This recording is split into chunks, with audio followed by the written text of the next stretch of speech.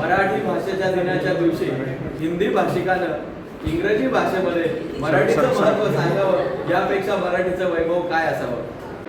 आणि I was expecting that की someone will come to the stage and he will speak in their own language about Marathi भाषा. So तो बोलला त्यासाठी खूप खूप धन्यवाद. खरं तर आज 27 फेब्रुवारी ज्यांचा जन्मदिवस आणि ज्यांच्या जन्मदिवसाच्या निमित्तानं आपण मराठी राजभाषा गौरव दिन साजरा करतो आहोत. या माणसाचं नाव लोकांना कुसुमाग्रज या नावानं ते परिचित आहे. कुसुम हे त्यांच्या बहिणीचं नाव. एखाद्या माणसाचं आपल्या बहिणीवरती किती प्रेम असावं हे त्याचं सुंदर उदाहरण. कुसुम हे आपल्या बहिणीचं नाव आणि आग्रज याचा अर्थ भाऊ.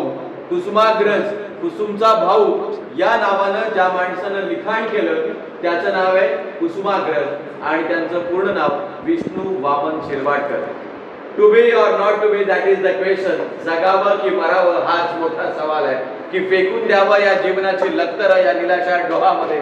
अशा संवादानं नटसम्राट हे सुंदर वैभव निर्माण ज्या माणसाच्या लेखणीनं झालं ते विष्णू वामन शिरवाडकर. आज त्यांच्या जयंतीच्या निमित्तानं या मराठी राजभाषा गौरव दिनाचा उत्सव या नवापूरच्या माध्यमातून आपल्या इम्पेरियल कॉलेजमध्ये आपण साजरा करतो आहोत.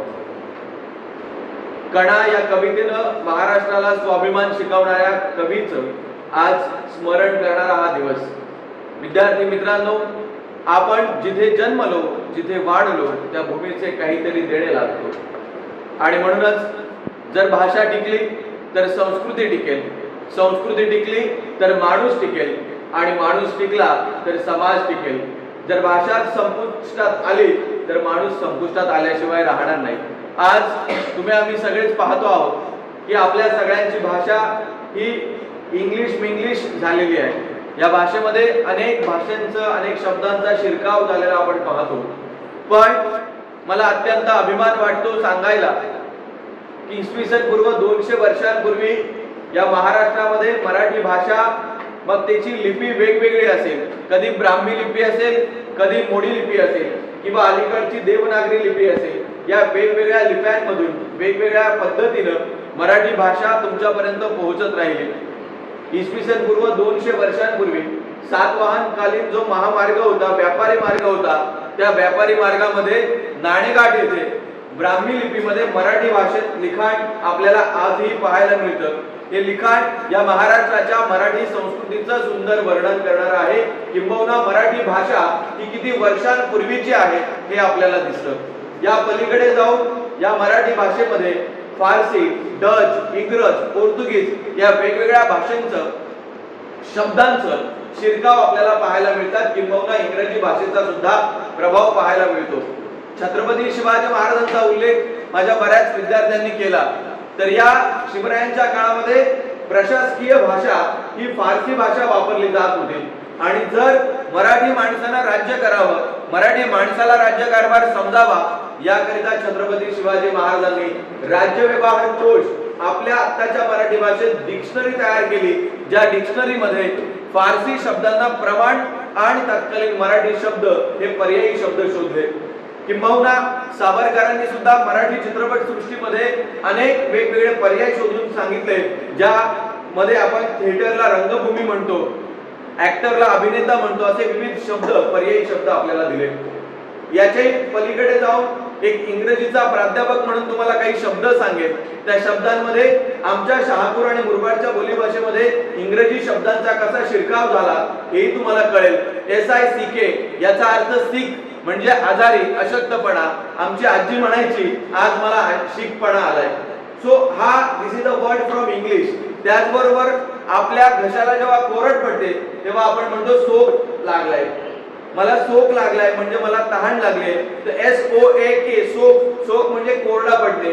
So this is also word from English. पण हे इंग्लिश शब्द मधल्या काळामध्ये ब्रिटिशांच्या काळात आमच्या ग्रामीण संस्कृतीमध्ये शिरकाव केले आणि त्या शब्दांना मराठी ग्रामीण बोलीभाषेचा बाज मिळाला आणि मग तेच शब्द महाराष्ट्राच्या संस्कृतीमध्ये सहजरित्या रुजवले सुद्धा गेले आणि मराठीनं ते आपलेसे सुद्धा केले. पण आज या सगळ्या शब्दांमध्ये आम्हाला आमची प्रमाण मराठी भाषेमध्ये आमची ग्रामीण बोलीभाषा, आमची स्वतःची मातृभाषा कुठेतरी मागे पडत चालली आहे. या ठाणे, रायगड, रत्नागिरी, पालघर आणि सिंधुदुर्ग या सह्याद्रीच्या पायथ्याशी राहणारा अनेक, मग मल्हार कोळी असेल, महादेव कोळी असेल, अनेक आदिवासी समाज असतील किंवा वेगवेगळे समाज असतील, त्या प्रत्येकाच्या समाजाच्या वेगवेगळ्या भाषा आहेत. या भाषा त्यांच्या संस्कृतीचं दर्पण आहे. फॉर एक्झाम्पल सांगायचं झालं तर आमच्याकडे ठाकूर समाज आहे आणि जेवढ्याच तिला काही समजत नाही, पोराला काय अभ्यास शिकवलं तर काय कळत नाही, मराठी भाषेच्या दिनाच्या निमित्तानं काय बोलायचं झालं तर पोराच्या डोक्यावरून जातं, काय सांगायचं काय राहत नाही. ही ठाकरांची भाषा आहे. किंबहुना कातकरी समाज जी भाषा बोलतो आणि गवड्याला दिलं काय याचा हा त्या बेसाच्या पोराला अभ्यास करायला सांगतो ना, चोरान चोरी बाहेर जाताना अभ्यास करत नाही, हा बेस तडाखा लावत तुम्हाला नाही, असा बेस तडाखा लावत ना तर थेट अभ्यास करत, येठं बटन दाबत तेठं लाईट पेटस आणि येठं बटन दाबत तेठं फॅन लागस. ही कातकरी समाजाची भाषा आहे. या भाषा मराठी भाषेच्याच उपभाषा आहेत. या 12 मैलांवर बदलणाऱ्या भाषा दुर्दैवानं अलीकडच्या शिकलेल्या पिढीला आपल्या स्वतःच्या भाषा बोलायची लाज वाटायला लागली आणि या पर्यायानं आमची स्वतःची घरातली भाषा, उमऱ्याच्या आतली भाषा ही दडपून राहायला लागली. मालवणची भाषा आणखीन वेगळी आहे. इथे कल्याण भिवंडीच्या प्रांतामध्ये बोलली जाणारी आगरी कर वाला कसा हस बेस असणार, ही आणखीन वेगळी भाषा आहे. या अनेक भाषा आज दुर्दैवानं, मग एक मुलगा म्हणाला की घरातली भाषा मला बोलता येत नाही.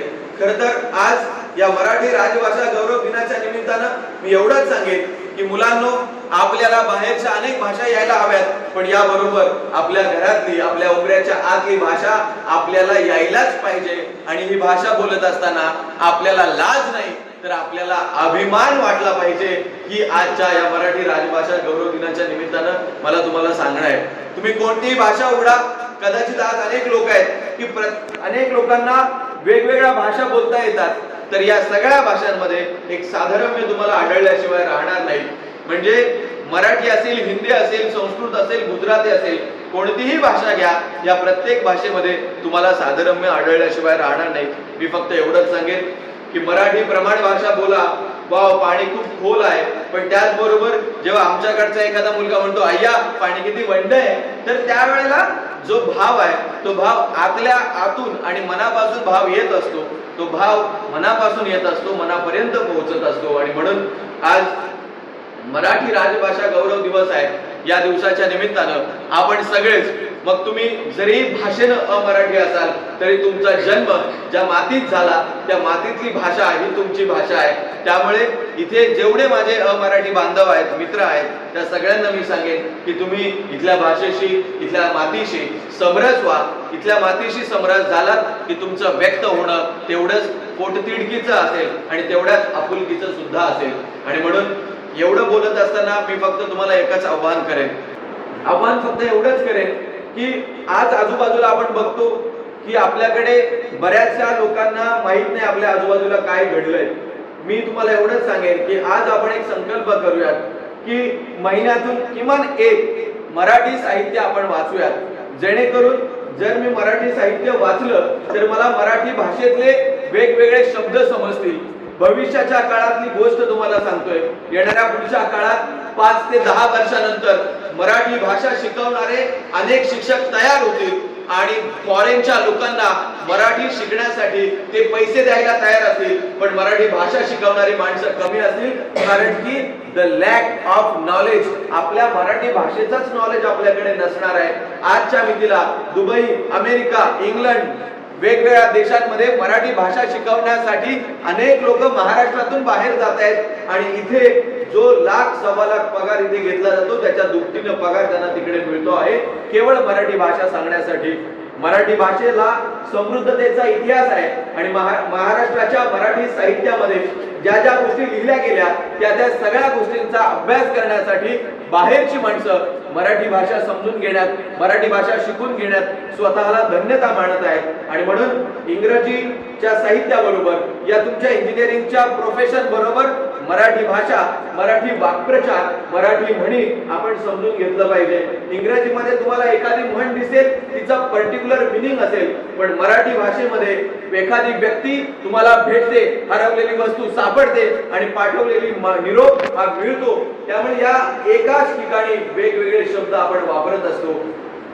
फक्त एक सांगेन, तुमच्या घरात अनेक लोक असतील, तुम्ही वेगवेगळे प्रोफेशन निवडले असतील, कदाचित हुशार म्हणून तुम्ही इंजिनिअरिंगला आला असाल, पण या महाराष्ट्राचं आणि या मराठी भाषेचं दुर्दैव हे आहे की जो हुशार आहे त्यानं विज्ञान शाखेमध्ये जावं, ज्याला काही पैशांमधलं कळतं त्यानं कॉमर्स मध्ये जावं, आणि ज्याला काहीच कळत नाही तो कला शाखेकडे वळतो. मग मला सांगा की साहित्य निर्माण तरी कसं समृद्धतेनं होईल? कारण सगळी क्रीम इंजिनिअरिंग कडे आली आणि साहित्याकडे वळलेला वर्ग हा जर कदाचित भाषेचं ज्ञान नसलेला वळणार असेल आणि बुद्धी कमी असलेले वळणार असेल तर साहित्य हे प्रगल्भतेचं साहित्य निर्माण तरी कसं होईल? आणि म्हणून एवढंच सांगतो, आजच्या दिवसाच्या निमित्तानं तुम्हाला विनंती करतो की आज या मराठी राजभाषा गौरव दिनाच्या निमित्तानं आपण संकल्प करूयात की आपण महाराष्ट्राला, मराठी भाषेला जे ज्ञानपीठ पुरस्कार मिळालेले संग्रह आहेत, मग त्याच्यामध्ये अनेक वेगवेगळे साहित्य असतील. ययाती हा सगळ्यात पहिल्यांदा आपल्या मराठी भाषेला मिळालेला ज्ञानपीठ पुरस्कार जो खांडेकरांचं साहित्य आहे. मृत्युंजय सारखा शिवाजी सावंतांची कादंबरी आहे. तुम्हाला जर असं वाटत असेल की मला खूप चांगलं बोलता यायला हवं, माझ्या भाषेला समृद्धतेची लकीर असावी, तर आपण मृत्युंजय वाचलं तर आपल्या भाषेला, आपल्या मराठी शब्द संग्रहाला, भाषा शैलीला एक वैभव प्राप्त होईल आणि तुमच्या त्या भाषा शैलीमध्ये एक नव चैतन्य निर्माण होईल. इतकंच आवाहन या आजच्या मराठी राजभाषा गौरव दिनाच्या निमित्तानं व्यक्त करतो. कदाचित